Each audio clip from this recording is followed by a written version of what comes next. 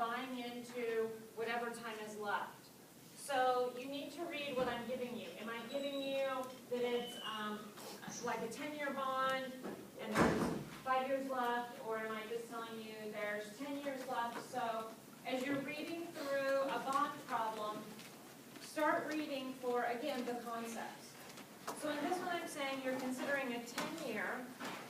So, and I'll draw a timeline even though you guys don't have to do that. So I'm saying it's a 10-year, $1,000 par or face value bond. It's saying that there's an 8% annual coupon. Okay, so remember, the coupon, the concept is the coupon is what you're going to use then to calculate the payment. So I'm even showing the detail on the review sheet. So I'm taking the $1,000 par or face value times the 8%, so I get $80. But then I tell you that the bond is going to pay interest semi-annually. So instead of getting $80 every payment, you're going to get half of that. Okay, so you're going to get $40 every payment. Because you're getting payments every 6 months. Keep reading. What it says then is the bond's already been outstanding for 2 years. So there was a concept there. The concept was that they're not going to restart the bond every time the bond changes hands. They're not going to restart that maturity on that bond. So whoever is buying the bond after it's already been outstanding for 2 years, they're not participating in the first 2 years of that bond. So what's happening is there's 8 years left, but what we're saying is that they're going to pay interest twice a year. So we need to take the 8 times 2, so there's 16N involved.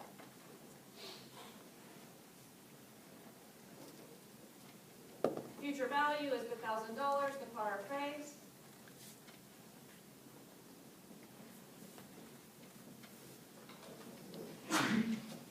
We've established that the payment is $40. Remember, in your calculator, payment and future value have to go the same way. So I'm saying my future value is a positive and my payment is a positive.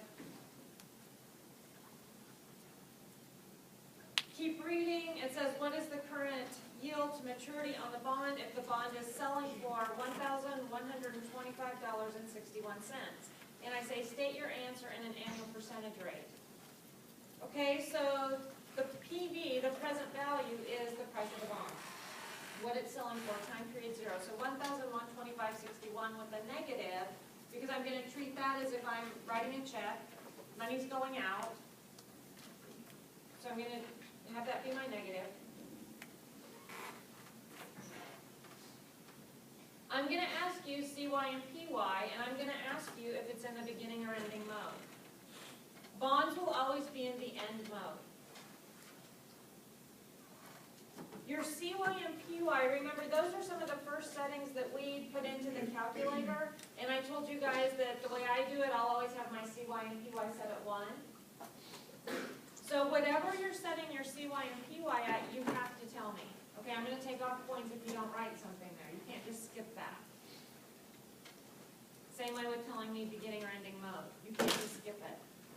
So if you're setting your calculator out with your CY and PY set at 1, let me know. If you're changing those, and you can, that's fine. If you're changing those, tell me what you're changing them to, because that changes how I need to grade your inputs. So with your CY and PY set to 1, you compute your IY, and you get the answer of 3. But 3 is per period. Okay, that's 3% per period. And remember, they're paying every 6 months. And I'm telling you that bonds, they need to be stated in an annual percentage rate for their rates of return. So if you're getting 3% per period, and there's 2 periods in a year, then you take that times 2 and you get the 6%. So your answer is 6%. If you just stop at 3%, you're going to lose points. Because you'll need to state your bond in an annual percentage rate.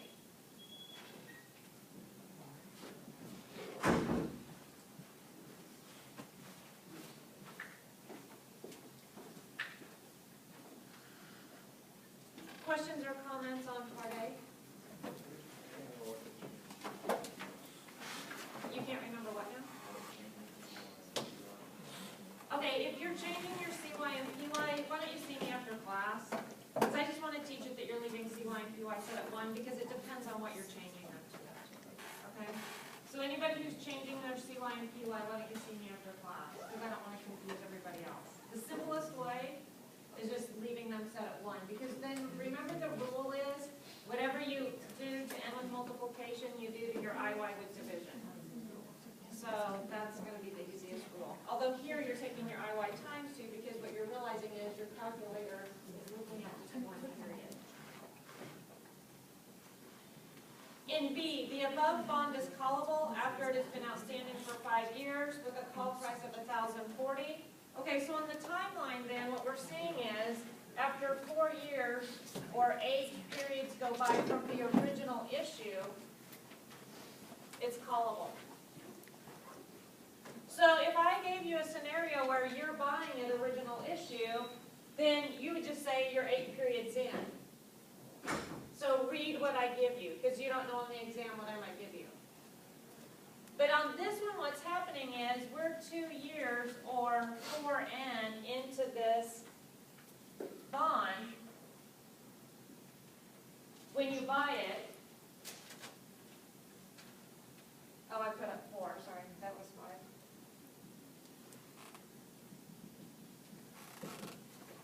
And we're saying that after 5 years it can be called, or after 10 periods it can be called, so whoever's buying this bond after it's been outstanding for 6 years, what am I doing? After it's been outstanding for 2 years, sorry, then what we're saying is they would be participating in 3 years or 6 periods before it can be called.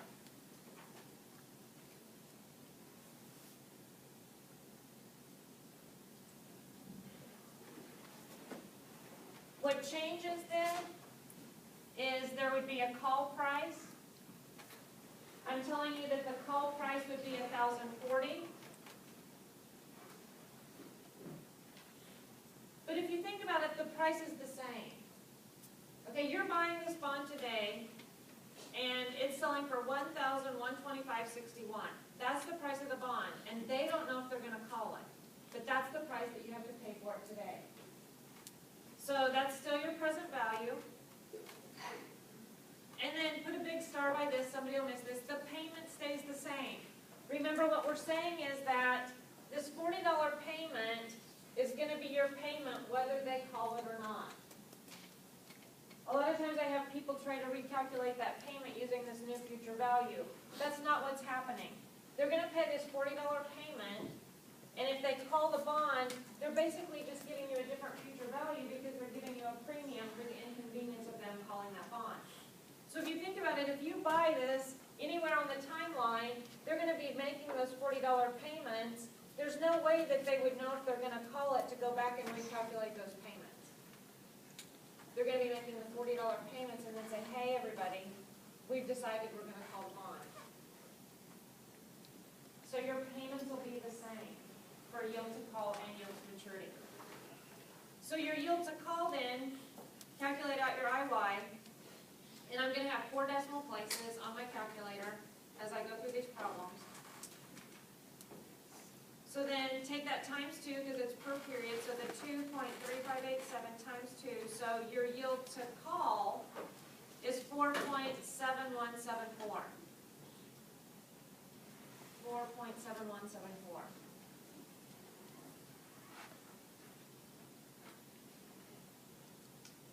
So any questions on A, which is your yield to maturity, or B, which is your yield to call?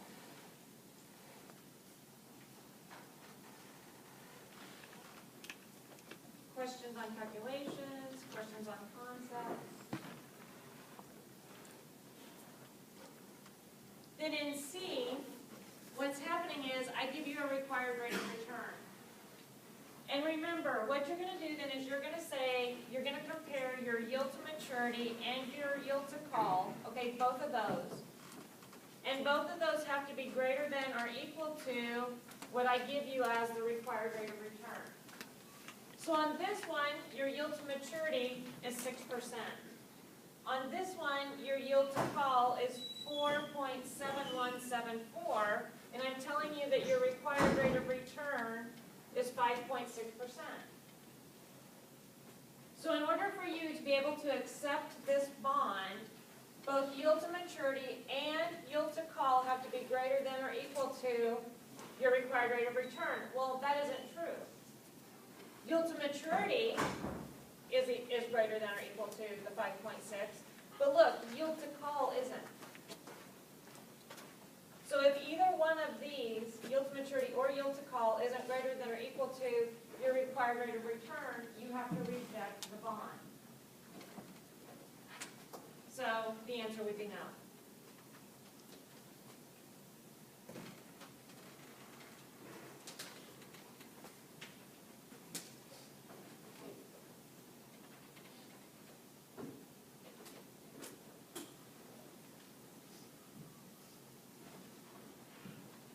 Any questions or comments on number 1?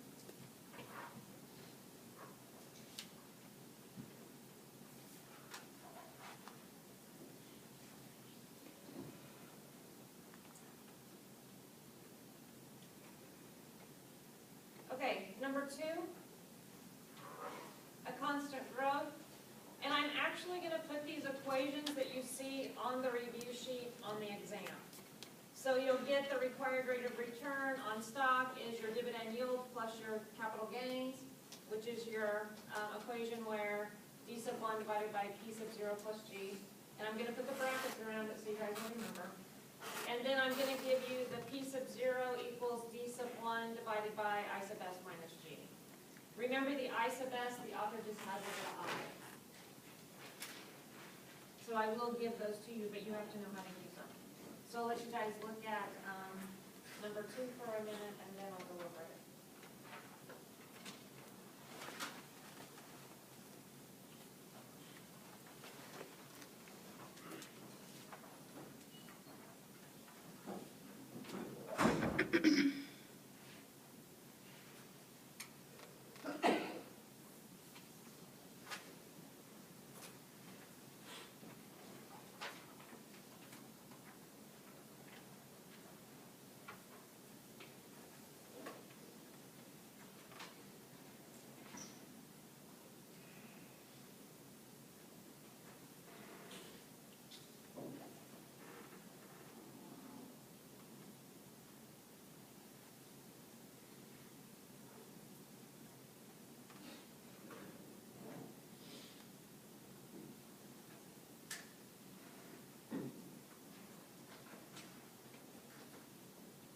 Since this is a constant growth, you get to use the constant growth equation. So it's saying that a company just paid a dividend of $1.50. Okay, so remember, if I tell you that they just paid a dividend, or if I give you the verbiage of a last dividend paid, then you need to grow that dividend. So in this one, I need to grow it. I'm saying it's $1.50 times, and then I'm telling you that the growth rate is expected to be 6%. So it's the $1.50, the last dividend they paid, times 1.06. For the $1.59. If I gave you the verbiage that they're expecting to pay the dividend of $1.59, then you wouldn't grow it. So if I'm telling you the next dividend they're expecting to pay, don't grow it. And there's a concept there, so you need to watch for that. So if I give you the last dividend they paid, you grow it. If I'm giving you an expected dividend, you don't grow it. So that's your numerator. Then your denominator is going to be your required rate of return. So the required rate of return, and I'm saying the I sub s, but I'll probably just go ahead and say it on the exam, the required rate of return is 7.9%. So then what you're going to do for your denominator is it's your required rate of return, and like I told you in the lecture, I always put this in decimal format so I don't make a mistake with my decimal. So I put that as 0.079. And I subtract from that the 0.06 or the 6% growth. So it ends up that D sub 1 is $1.59, and my denominator is 1.9%, but I write that as 0.019. So the maximum somebody should be willing to pay for this stock is basically $83.68.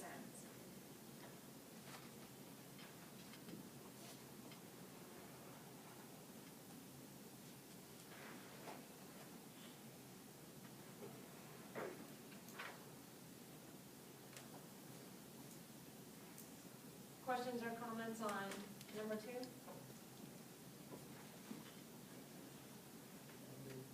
Okay. What were you, can you repeat what you said about the difference in verbiage on that first line right there? Okay, so the verbiage, the difference in the verbiage for your numerator, the dividends, if I tell you that they just paid a dividend of $1.50, or if I tell you the last dividend they paid was $1.50, that type of verbiage is going to be triggering you to know that you need to grow it. Because that's telling you that that's D sub 0. So D sub 0 is the last dividend they paid, whereas D sub 1 is going to be an expected dividend. So if I told you that they're expecting to pay a dividend of $1.59 a year from now, or they're expecting their next dividend to be $1.59, you wouldn't have grown it. And that's a concept, so that's a 2-point error.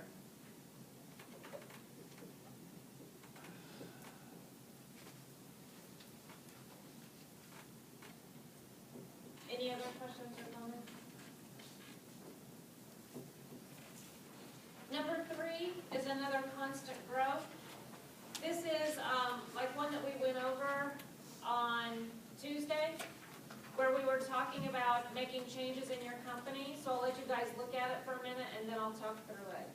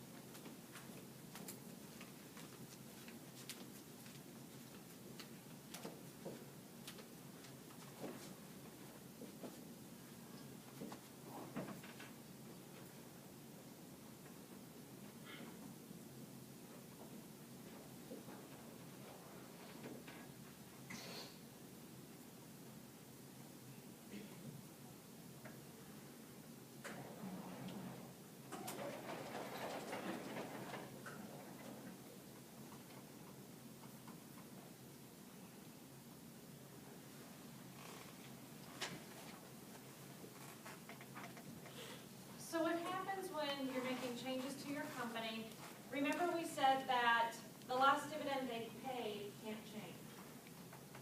So you've got 2 different timelines here. You've got a P sub 0 with your company as it is now, and then you've got a P sub 0 with your company if you make changes.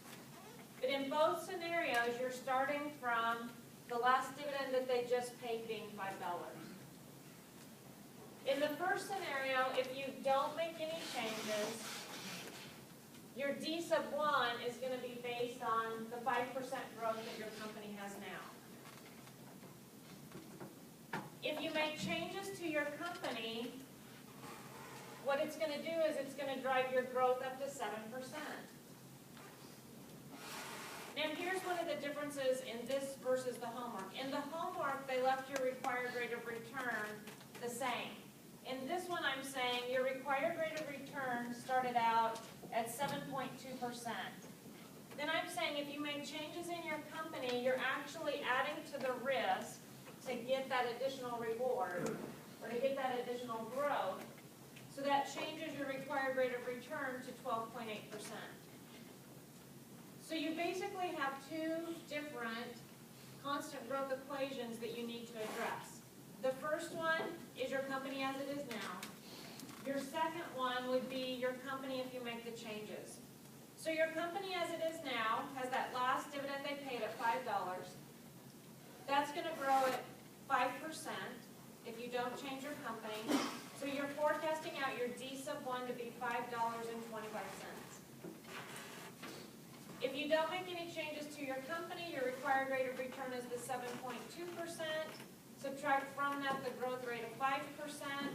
So your denominator becomes your 2.2%, and I put that as 0.022 because I used the decimal format. So if you don't make any changes to your company, the stock should be worth $238 and basically 64 cents. $238.64. Does everybody get that?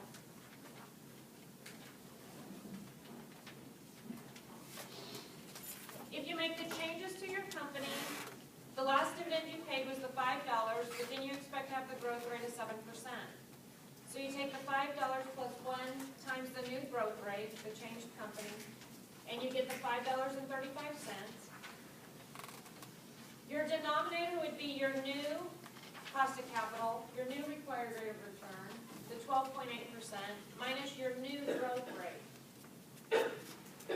So if you change your company, your required rate of return changes to the 12.8%, so 0.128, and your growth rate changes to the 7%, so the minus 7%.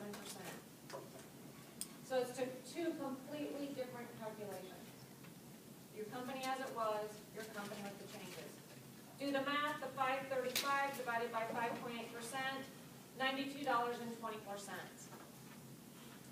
That's what your stock should be worth. Any questions on that calculation? So the final concept then is you go to your shareholders and you say to them, do you want us to make the changes to the company? We're going to get more growth. Okay, but we're also adding to your risk. Hey, shareholders, your stock is currently worth $238.64. We can make some fabulous changes to your company and make the stock worth $92.24 a share. What do you think the stockholders are going to say? No, right, don't do it. Stock price went down. We have to circle yes or no. Or just circle it or write yes or no, yeah. Because what I'm going to do is I'll look at your numbers, okay, and here's again where partial credit grading comes in and helps you. Because if you make a mistake on this, what if you made a mistake and your answer came out and maybe you made a decimal error and you thought it was going to be worth $922.41? Okay, and so you said, yeah, do it. Okay, I'm going to look at your numbers and see how you answer. So yeah, either circle yes or no or say yes or no. And you don't have to write out because the stock price went up, okay? It doesn't matter. I'm not going to read all the writing. In fact, sometimes people will make the right choice and then give me some really random reason why, and so I'm like, well, you made the right choice, and if you wouldn't have written all this, I wouldn't have taken off points. So just a simple yes or no is all I'm really going to read.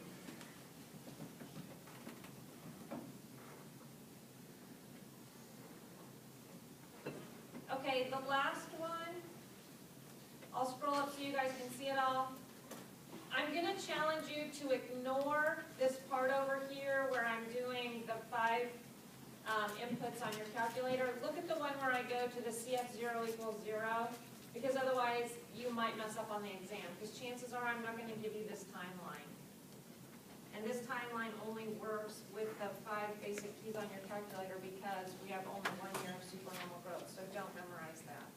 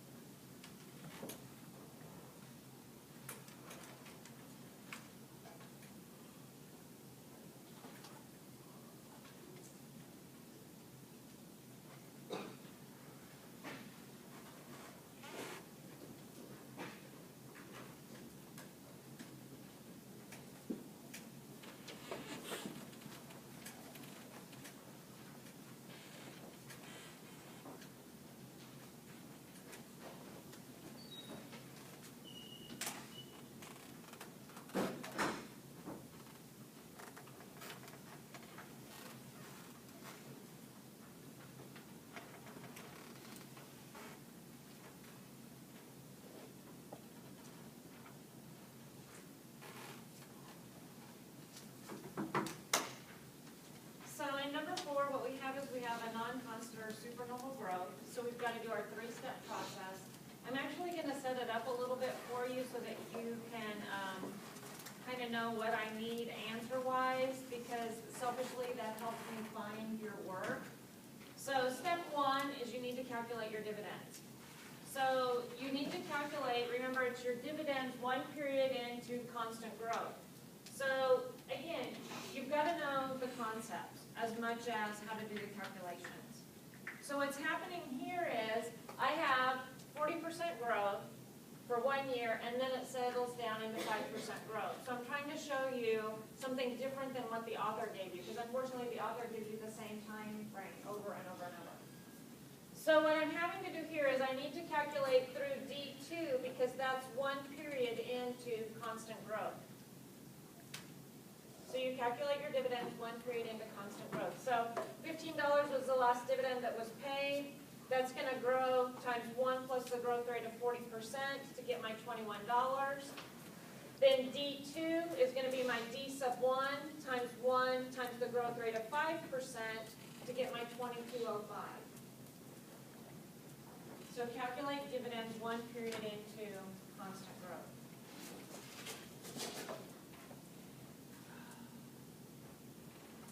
Questions on the calculations or the concept of that? Step 2 is to calculate the price at the end of non-constant growth or the beginning of constant growth, however you want to say it.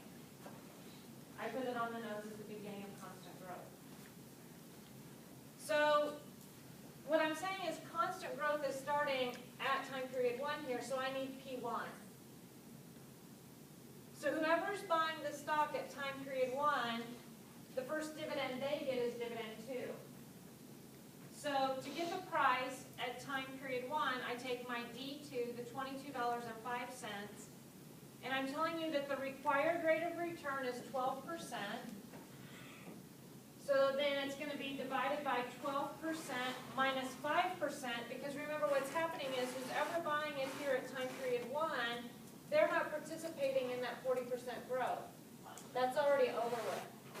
They're participating in that constant growth of the 5% from there on out. So do that calculation, and P sub 1 turns out to be $315. So step 2, calculate the price at the beginning of your constant growth. Any questions on that one?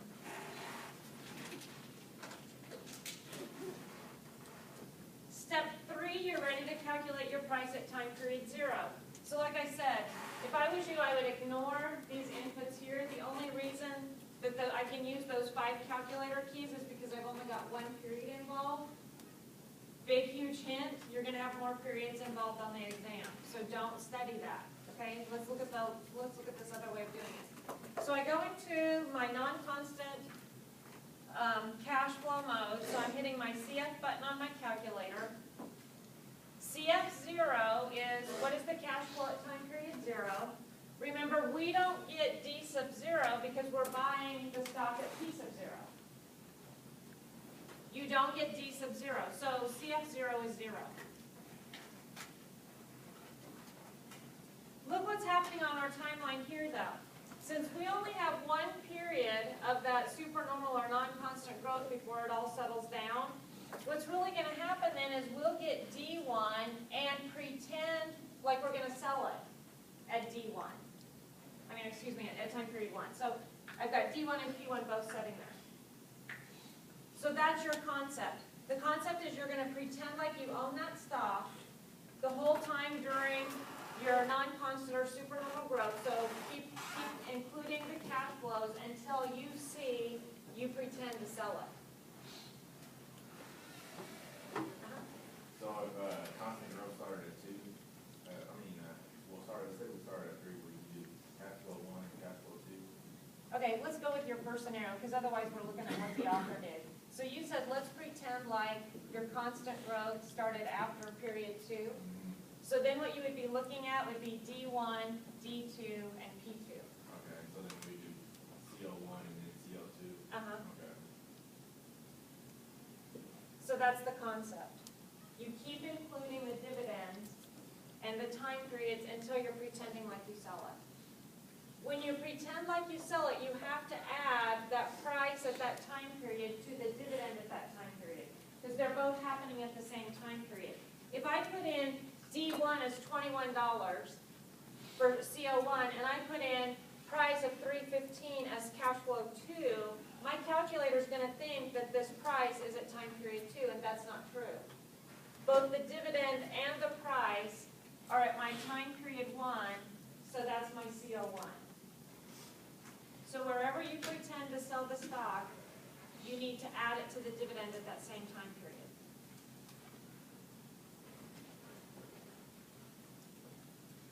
Your I is going to be your required rate of return. So after you hit your NPV button, and I'm not writing that there, I'm not putting enter down arrow and hit NPV because I'm assuming you guys all know that by now. So the I is your 12%. Then when you enter down arrow and see your NPV, you hit your CPT and you get the $300. So the price that somebody should be willing to pay for this stock at time period 0 is $300.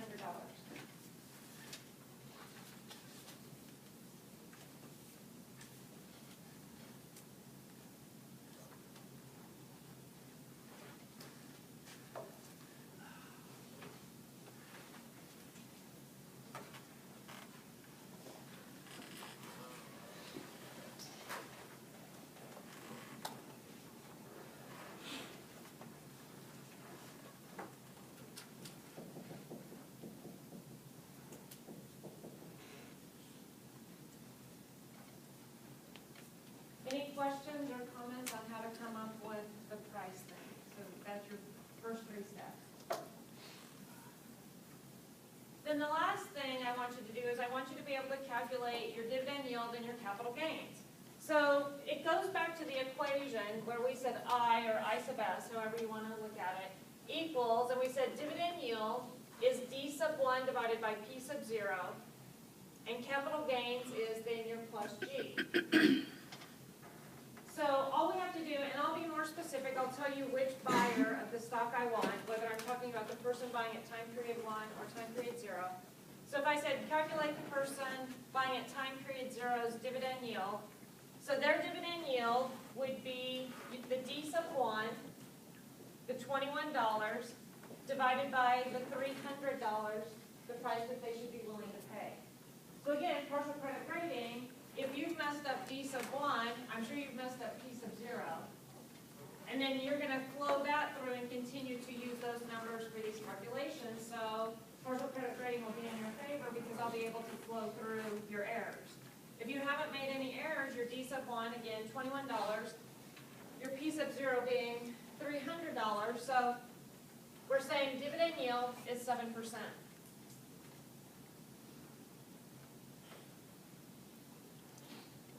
So we're just isolating out dividend yield.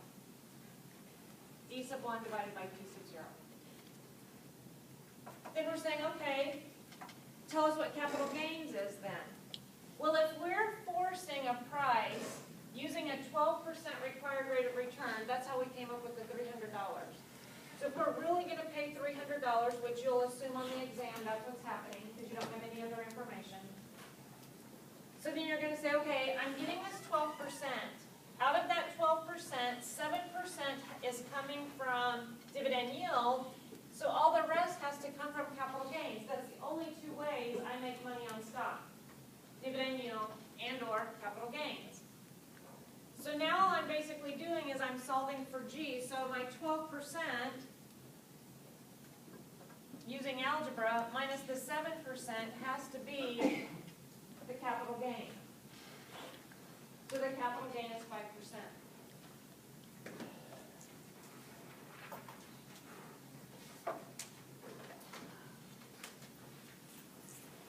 Does that make sense where I'm getting the numbers and how I calculated that?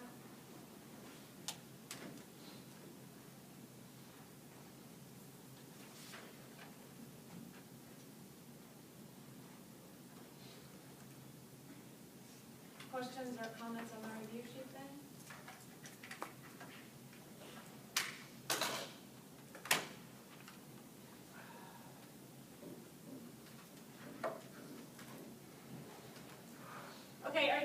of these other concepts that you guys all want to revisit as a class, so bond quotes, taxable equivalent yield, or amortization. Sure. So we're going to look at amortization. Let me erase the board.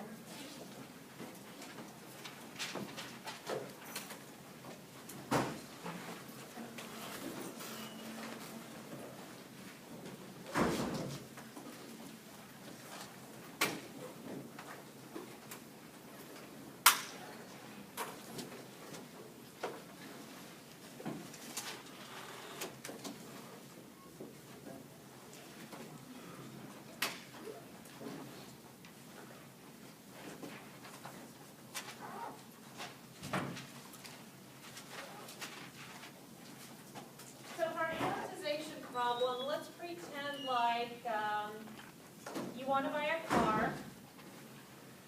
Let's pretend like you're going to get a $40,000 loan for the car.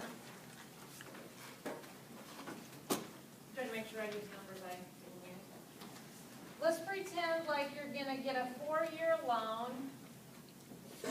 Let's pretend like the interest rate that they're quoting you is 8%. And so I want you to first calculate out the payment. So with a loan, I've got my CY and I've got my PY set at 1.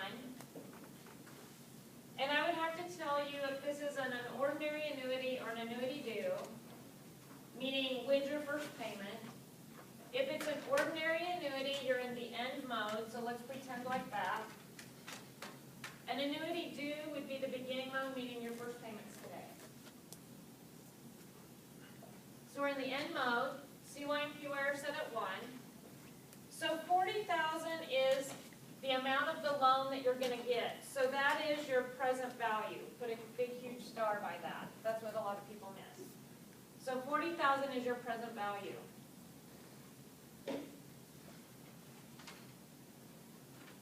If I tell you you're going to make monthly payments, you're not just going to have 4 payments because there's 4 years involved. You're going to have monthly, so 4 times 12 equals 48. So 48 is your end.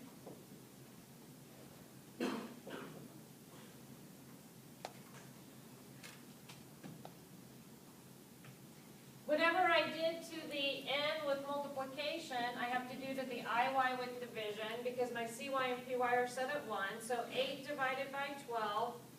On my calculator, 0.6667. I just did the math and I'm just going to hit my IY. So you guys might have some rounding if you just put in 0.6667 and hit IY, because I actually took 8 divided by 12 to get that. So my calculator is seeing all of those decimal places, whether I'm typing them in or not. Future value for a car loan is always going to be 0 because there's no balloon payment. I'm going to go get this loan for $40,000 at time period 0, and I'm going to make these payments over the life of the loan, and then I'm going to be done. I don't have to have some future value that's a balloon payment I'm making at the end. So in an amortized loan, future value is always 0, and that's a concept, and that's one of the reasons we're retesting on it, because I had too many people messing up the future and the present value. So that's a concept I really need you guys to get down. Compute the payment, $976.5169. So $976 and basically 52 cents.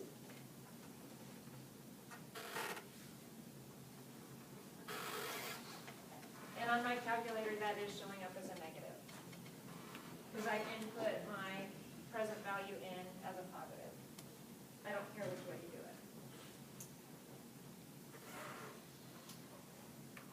If I ask you how much interest did you pay in the first year, remember what's happening then is that every payment has principal and interest in it. But every time you make a payment, they're relieving this balance on your loan, so your interest isn't going to stay the same every payment. So with your calculator, with all of that in your calculator, hit your second PV button, because that's the amortization function.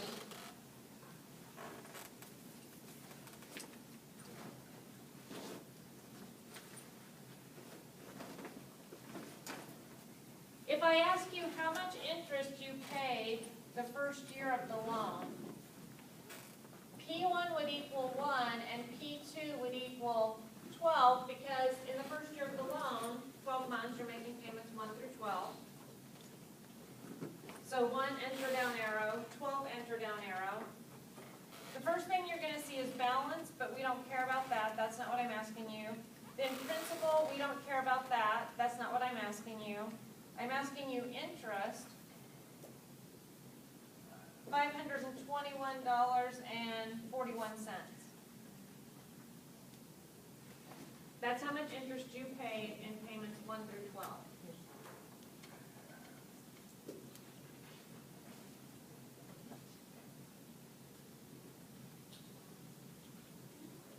Remember, balance keys off of P2, so then it wouldn't have mattered if that's what we were concerned with. But whenever I'm saying P1 through P12, that is summing up the interest during that time period. Is that not what you guys are doing? Did I make a mess up? Okay, just a second, let me. I think I hit the wrong key with my fingernail when I was doing that, so just a second. Let me recompute my finger. Oh, that's what I did. It changed my finger. Because I hit the wrong key. Okay, just a second.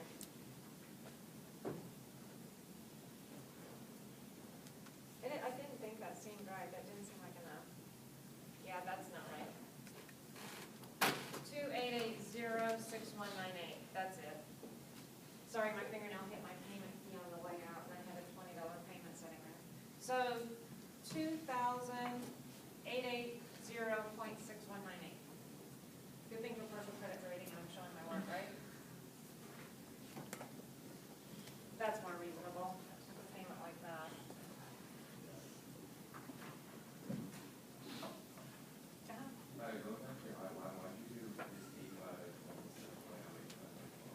Because your calculator needs to see that as a whole number. So if you put that in as a 0.08, it thinks it's 0.08%. Okay? So your calculator is looking at these as whole numbers.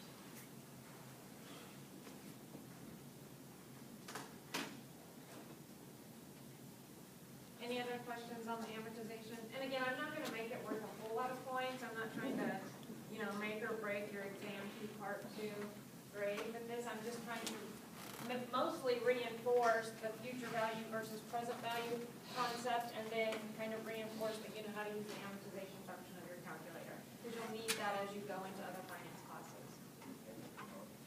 Yes, that's correct. And I did have some people try to make it be a 4-year loan, so 4N, and then they would take their answer divided by 12. You can't do that because remember, in an amortized loan, you're making payments, and every payment is going to be relieving principal before it pays interest. So you can't make it be an answer that you get considering a 4-year loan, because you need to consider all 48 periods then, because that was another common mistake. Other questions or comments? So this wasn't an annuity, this was a. This one was going to be an ordinary annuity, so the end mode. So your first payment was a period away. An annuity due beginning mode would be your first payment is today. So beginning mode, your first payment is today. No, it doesn't change any of your inputs, it just changes your answer because it makes your calculator slide everything over 1 period. Because it knows you're making a payment today. Think about it, if you get a loan today and you make a payment today, that whole payment is principal. They haven't earned any interest from you. The day they make a loan, they haven't earned any interest. So that's one of the things that would have changed. It just would have split everything over, and you would have relieved principal the first day. Other questions or comments?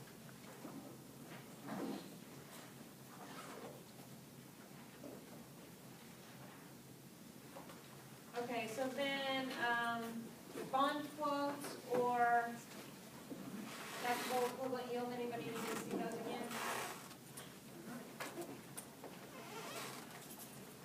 homework? Both of those are coming from your bond chapter.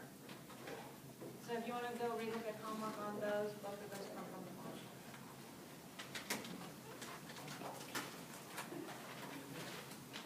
Okay, try to be on time